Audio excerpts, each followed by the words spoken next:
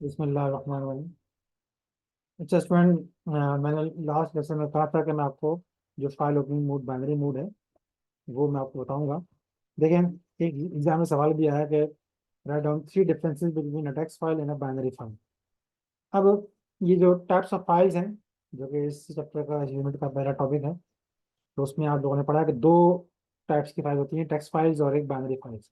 अब तक मैंने जितनी भी फाइल्स बनाई हैं, रीड की हैं, राइट की हैं, वो सारी की सारी टेक्स्ट फाइल्स थी।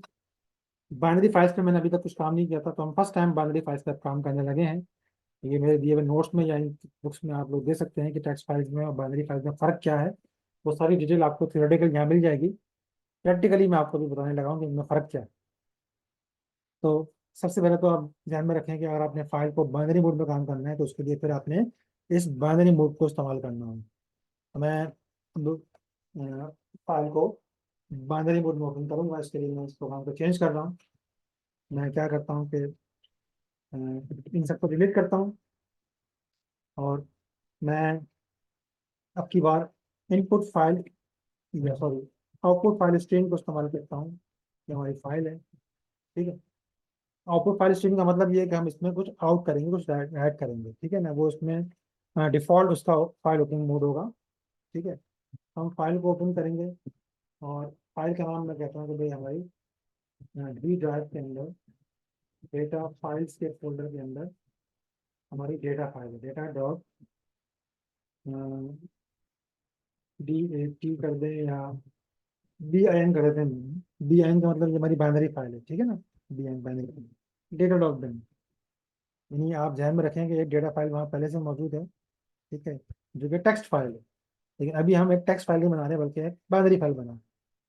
और अब मैं उसको ओपन कर रहा हूँ बाइनरी मोड में, तो फिर मैं इनपुट आउटपुट स्ट्रीम और जो बाइनरी वाला जो फाइल ओपनिंग मोड है वो मैं इस्तेमाल करूँगा। ये फाइल ओपनिंग मोड हम बाइनरी वाला इस्तेमाल कर रहे हैं, ये वाला, ठीक है। अब बाइनरी मोड का और टेक्स्ट मोड का फर्क क्या है? टेक्स्ट मोड का मतलब ये है कि हम सेंटेंसेस, फ्रेजेस, अल्फाबेट्स ये फाइल में लिख रहे हैं। जबकि बाइनरी का मतलब क्या है कि उसमें हम बाइनरी डेटा यानी जीरोज एंड वंस में हम डेटा लिख रहे हैं। तो मैं अब कौन सा डेटा लिखता हूँ? तो हम ऐसा करते हैं कि स्टूडेंट का रोल नंबर, नाम और उसके तीन सब्जेक्ट्स में मार्क्स जो है वो फाइल में लिखते हैं, ठीक है। एक तो हो गया उसका रोल नंबर, ठीक है। दूसरा उसका नाम, चाहे स्टैंड कर लेते हैं। और तीसरा उसके मार्क्स तीन सब्जेक्ट में, इंग्लिश, उर्दू और पाक स्टडीज। तीन सब्जेक्ट के मार्क्स हम उसमें सेव कर रहे हैं जो कंपलसरी सब्जेक्ट्स हैं। तो पहले हम इन तीनों चीज़ों की वैल्यूज स्क्रीन पे है ना प्रॉम्प्ट करेंगे और यूजर टाइप करेगा, तो वही वैल्यूज हम डेटा में इस फाइल में सेव कर लेंगे। मैं सी आउट करता हूँ कि एंटर रोल नंबर और सी इन कर लेंगे रोल नंबर, ठीक है। फिर सी आउट, एंटर नेम और फिर सी इन कर लेंगे नेम, ठीक। इसी तरीके से cout, enter marks in English, cin कर लेंगे English.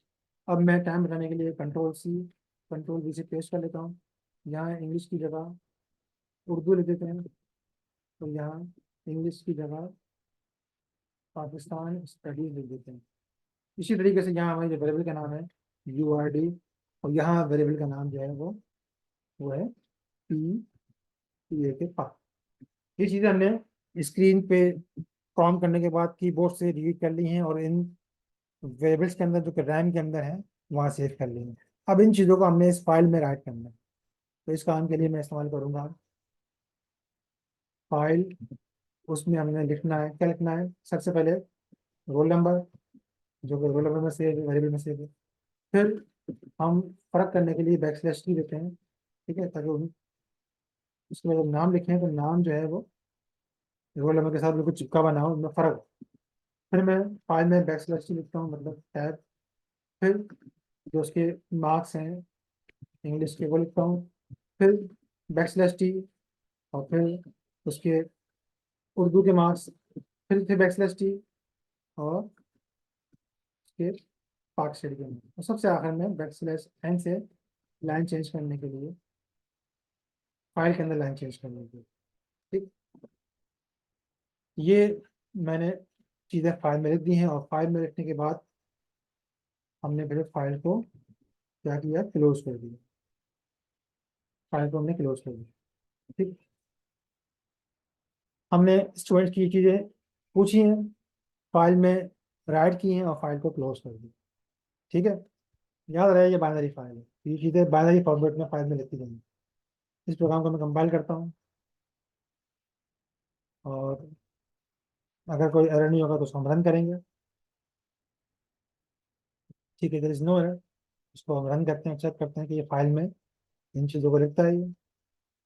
Enter roll number 111, enter name Ali, enter mass in English 10, Urdu 20, पाक स्टडी 30। अब चेक करते हैं कि ये सारी इन्फॉर्मेशन फाइल में लिखी गई है या नहीं लिखी गई है।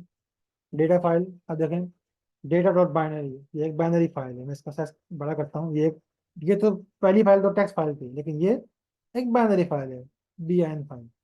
तो ये बाइनरी फाइल हम चेक करने के लिए इस्तेमाल करते हैं, नोटपैड ही इस्तेमाल कर लेते हैं। ठीक है, इसको मैं नोटपैड में ओपन करता हूँ, तो देख लें, रोल नंबर, नाम और 3 सब्जेक्ट्स के मार्क्स यहाँ दिखाई दे रहे हैं। ठीक है, ये एक रिकॉर्ड इसमें इंसर्ट हो गया है। तो अब इस फाइल में हम दूसरा रिकॉर्ड इंसर्ट करते हैं, और दूसरा फॉर रिकॉर्ड इंसर्ट करने के लिए हम चाहेंगे कि पहला रिकॉर्ड डिलीट ना हो जाए।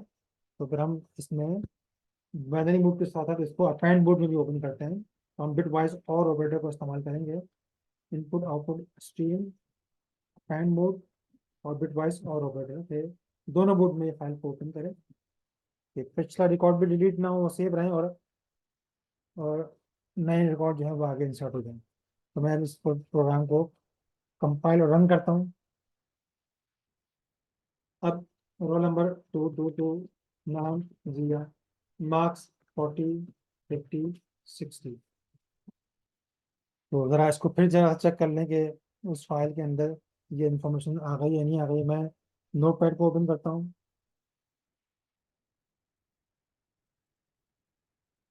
और अब मैं इस फाइल को नोट पैड में ड्रॉप करता हूँ। देखें, आपको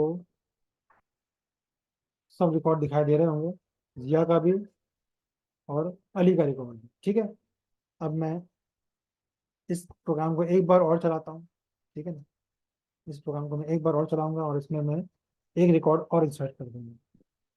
मैं इस प्रोग्राम को रन करता हूँ, और रोल नंबर 333, नाम सना, मार्क्स 70, 80 और 90। और अब इसको हम जरा चेक कर लेते हैं कि ये रिकॉर्ड भी इसमें इंसर्ट हुए हैं या नहीं हुए हैं। यदि इनमें इंसर्ट हुए होंगे, अपैंड हुए होंगे, उसके रिकॉर्ड भी मौजूद है, और नए रिकॉर्ड भी इस फाइल के अंदर आ गए हैं। ठीक है, सना का रिकॉर्ड भी फाइल के अंदर आ गया।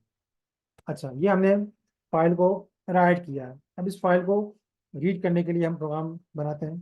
तो रीड करने के लिए मैं क्या करता हूँ कि इस प्रोग्राम के अंदर थोड़ी सी चेंजिंग करता हूँ। बजाय से कि मैं आउटपुट फाइल स्ट्रीम इस्तेमाल करूँगा, मैं इनपुट फाइल स्ट्रीम इस्तेमाल करूँगा। और फाइल को हमने अपेंड करना है, तो अपेंड मोड में फाइल को ओपन करना होता है, लेकिन अभी हमने अपेंड नहीं करना, रीड करना है, इसलिए मैंने अपेंड डिलीट कर दिया। अब फाइल से रीड करने के लिए मैं ये ये कॉपी करता हूँ, यहाँ पेस्ट करता हूँ, बल्कि मैं अलग से लिखता हूँ ताकि आप लोग कंफ्यूज ना हो। ठीक है ना, फाइल को ओपन कर लिया, तो फाइल से हम जो चीज़ पढ़ेंगे, तो वो पहले रोल नंबर पढ़ेंगे। ठीक है, उसके बाद फाइल से हम पढ़ेंगे नाम, फिर हम फाइल से पढ़ेंगे इंग्लिश के मार्क्स, फिर फाइल से पढ़ेंगे उर्दू के मार्क्स, फिर फाइल से पढ़ेंगे पार्ट स्टडी के मार्क्स। ठीक है, और ये चीज़ें पढ़ लेने के बाद हम क्या करेंगे कि स्क्रीन पे इन चीज़ों को डिस्प्ले कर देंगे। तो मैं यहाँ से एंटर डिलीट कर दिया। ठीक है, और इन सब चीज़ों को मैंने डिलीट कर दिया, और उसके बाद फिर ये भी मैंने सेट कर दिया कि रोल नंबर स्क्रीन पर प्रिंट हो गया। ठीक है, ये मैंने डिलीट कर दिया, और नेम स्क्रीन पर डिस्प्ले हो जाएगा। ठीक है, तो मैं पिछले प्रोग्राम में चेंजिंग कर रहा हूँ, तो इसलिए काम ज़रा फास्ट हो जाएगा, मुझे ज़्यादा टाइपिंग नहीं करनी पड़ेगी। इसको मैंने डिलीट किया, और आखिर में हमने पाक स्टडी के आंसर की वैल्यू भी जो है मार्क्स के बोर्ड में प्रिंट कर दी। अच्छा, अब इस प्रोग्राम को आप देख सकते हैं कि हमने इनपुट फाइल स्ट्रीम में चेंज किया है, बाइनरी मोड में फाइल को ओपन किया है, इन चीज़ों को हम फाइल से पढ़ रहे हैं, इन वेरिएबल में सेव कर रहे हैं, इंटीजर इंटीजर वेरिएबल, और फिर हम उसको स्क्रीन पर प्रिंट कर रहे हैं। एक काम और करते हैं कि हम जो टोटल मार्क्स है ना वो भी प्रिंट कर देते हैं, ठीक है। और बैक स्लैश एन लगाना जरूरी नहीं है ताकि हर चीज़ नई लाइन पे स्क्रीन पर डिस्प्ले हो। मैं यहाँ बैक स्लैश एन से लगाता हूँ टोटल मार्क्स,